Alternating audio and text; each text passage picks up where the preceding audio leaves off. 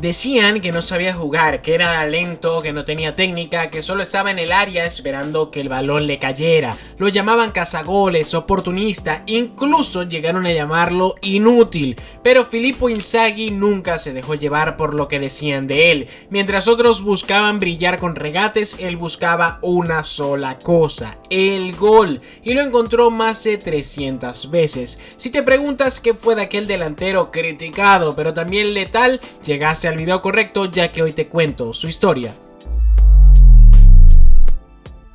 Nacido en Piacenza, Italia en 1973, Inzaghi creció lejos de los focos del fútbol de élite. Su camino comenzó en su ciudad natal jugando para el Piacenza Calcio, donde debutó profesionalmente en 1991. No fue un debut brillante ni mucho menos mediático. Era un delantero flaco, sin físico ni potencia, que no impresionaba a primera vista, pero algo tenía, algo que no se enseñaba en aquellas academias. Durante sus primeros años fue cedido a clubes como el Albino Leffe, Hellas Verona, Parma e incluso el Atalanta. En esos equipos, algunos pequeños, fue puliendo su instinto. No necesitaba muchas oportunidades, una, dos y el balón estaba dentro. Entre 1993 y 1996, Inzaghi hizo 14 apariciones para la selección italiana sub-21, anotando 3 goles. También fue miembro de la selección italiana sub-21 que ganó el campeonato europeo sub-21 de la UEFA de 1994. Cuando lo convocaron por primera vez a la selección nacional, los demás jugadores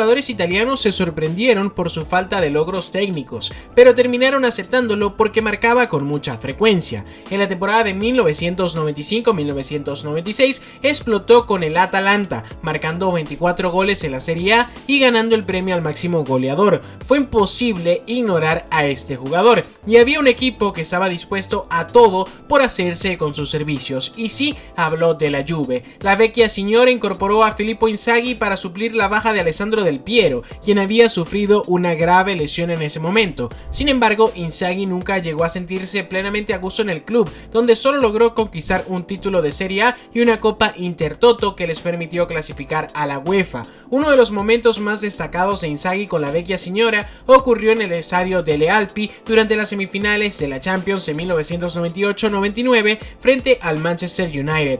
Aunque la Juventus cayó por 2-3, Inzaghi brilló con 2 goles de gran calidad. A lo largo de esa edición del torneo europeo, logró marcar en 6 oportunidades. En total, durante sus 4 temporadas defendiendo los colores del conjunto turinés, Filippo Inzaghi anotó 84 goles en todas las competiciones. Había quien lo criticaba por sus constantes fueras de juego y quien lo alababa por su inteligencia dentro del área. Sir Alex Ferguson llegó a decir que Inzaghi nació en fuera de juego, lo que para muchos era una burla, para él era una medalla. A pesar de anotar 89 goles en 165 partidos para los bianconeris, Inzaghi pronto fue relegado a la banca en favor de David Trezeguet. Sin embargo, en 2001 dio el paso que marcaría su leyenda. Fichó por el AC Milan. Cabe destacar que su comienzo en Milan no sería tan fácil como muchos esperaban. Pippo sufrió una lesión de rodilla y se perdió la primera mitad de la temporada. A su regreso con Carlo Ancelotti como técnico y Andriy Shevchenko como dupla goleadora, encontró un equipo ideal para su estilo de juego.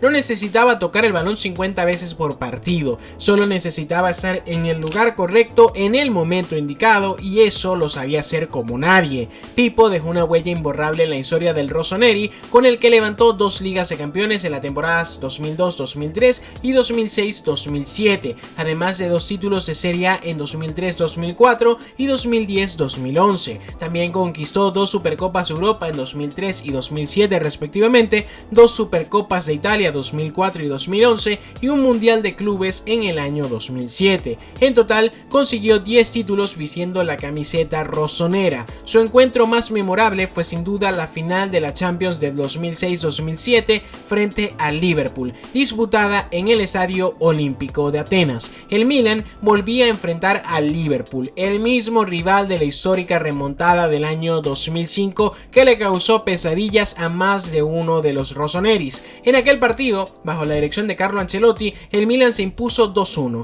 gracias a un doblete de Inzaghi, quien marcó con gran calidad en los minutos 45 y 82. Esa noche, con miles de voces coreando su nombre, se confirmó lo que sus defensores siempre supieron, que Inzaghi era un especialista, un francotirador del área, un genio incomprendido. A finales de ese mismo año fue reconocido como el mejor jugador de la UEFA y el mejor delantero del mundo. El atacante italiano superó los 300 goles en su carrera, muchos de ellos celebrados en la cancha de San Siro. Con la selección italiana vivió altibajos, pero formó parte del equipo que conquistó el Mundial en el año 2006. No fue protagonista, pero sí dejó su huella. En la fase de grupos marcó un gol a la República Checa que selló la clasificación a los octavos de final. Fue su única aparición en el torneo, pero suficiente para dejar su firma. Además, participó en los mundiales en 1998 en Francia y también en 2002 en Corea y Japón, aunque en ambas ocasiones Italia no logró llegar a semifinales. Al igual que con Andrea Pirlo en el año 2011, el Milan decidió no renovar los contratos de varios jugadores veteranos al final de la temporada. Lamentablemente para muchos de sus fanáticos, Inzaghi fue uno de ellos, junto con leyendas como Gennaro Gattuso, Clarence Seedorf, Alessandro Nesta y Gianluca Zambrotta.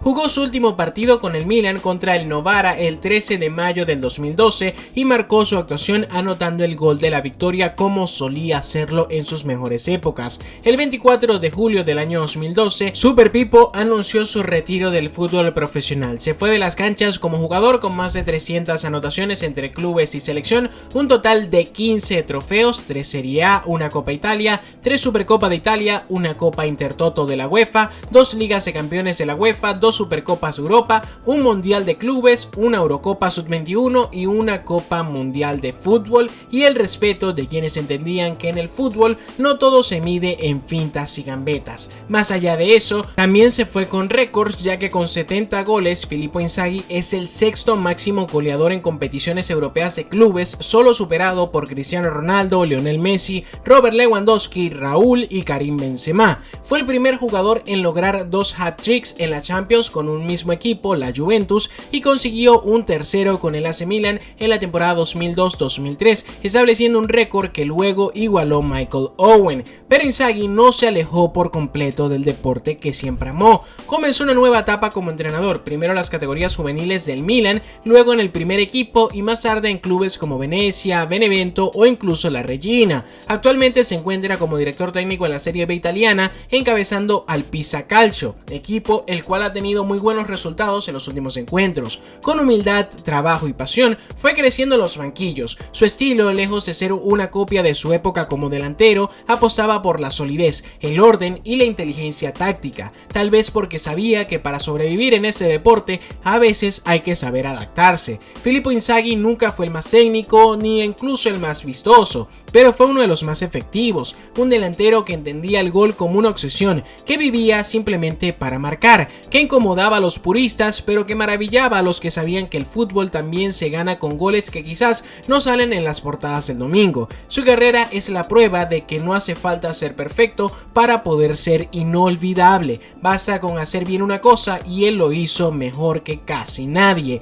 Pero acá lo importante es saber qué piensas tú. ¿Crees que Filippo Inzaghi fue un genio incomprendido o simplemente tuvo suerte de estar en el lugar correcto una y otra vez? Déjame saber tu opinión en la caja de los comentarios, que con mucho gusto la voy a revisar. Agradecerte si llegaste hasta esta parte del video y pedirte como siempre que te suscribas, que des like, que comentes, que compartas este contenido con toda tu familia y amigos cercanos para que cada vez crezca más la comunidad. Y si tú tienes alguna historia de algún futbolista que quieres que hable en el futuro, también hazte sentir en la caja de los comentarios. Recordarte como siempre que te habló tu amigo el capitán. Nos vemos.